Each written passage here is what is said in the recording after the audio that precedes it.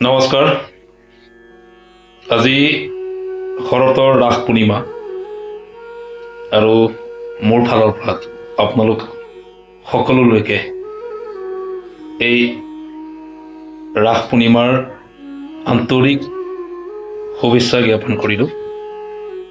মই আশা কৰিম প্ৰত্যেকৰে জীৱনবোৰ যেন আজি পূৰ্ণিমাৰ চন্দ্ৰটোৰ দৰে উজ্বলি থাকক। বিভিন্ন কাৰণবশতঃ বিভিন্ন কিছু সমস্যাৰ কাৰণে আপোনালোকলৈ তেনেকৈ খুব দীঘলভাৱে ভিডিঅ' আগবঢ়াব পৰা নাই।